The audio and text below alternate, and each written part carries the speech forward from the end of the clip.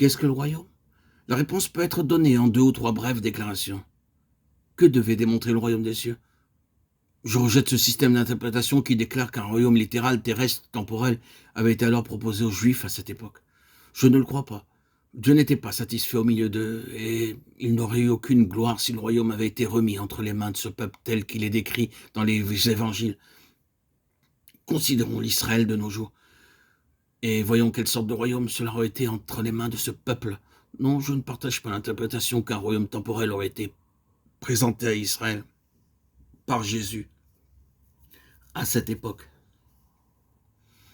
Que signifie donc ce royaume des cieux prêché par Jean-Baptiste, introduit par le Seigneur Jésus et plus tard proclamé par les apôtres?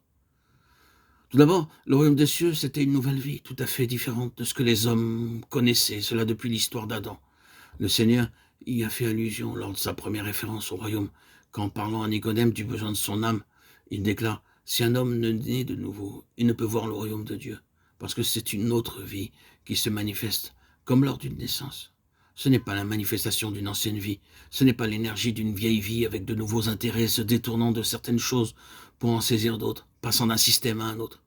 Avant, vous étiez tourné vers le monde, mais maintenant, avec la même vie, vous auriez opté pour la chrétienté. Non, c'est une autre vie, différente. Une vie qui ne s'était jamais exprimée auparavant, donnée par Dieu lui-même.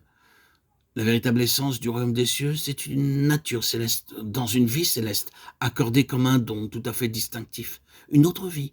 C'est ainsi que commence le royaume. C'est une relation avec Dieu.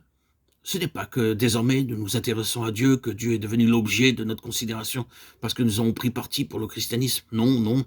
C'est une relation qui a sa source dans cette vie même. Nous sommes dans un domaine nouveau avec une conscience nouvelle de notre relation avec Dieu. La grande vérité des évangiles, surtout comme cela est accentué dans l'évangile de Jean, c'est qu'une nouvelle révélation de la relation avec Dieu s'est manifestée par Jésus-Christ. J'ai fait connaître ton nom aux hommes que tu m'as donnés du milieu du monde. Jean 17,6.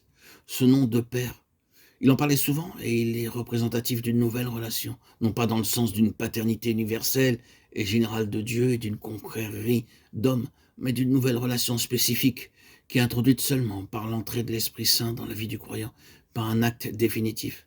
Dieu a envoyé dans nos cœurs l'Esprit de son Fils, lequel crie « Abba, Père » Galates 4,6. Quand cela vous est-il arrivé? Quel était le premier balbutiement de votre nouvelle vie?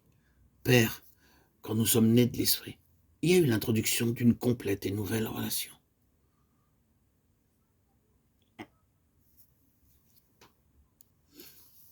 Donc le royaume est une nouvelle vie, tout à fait différente de ce que les hommes connaissent, et cela depuis l'histoire d'Adam.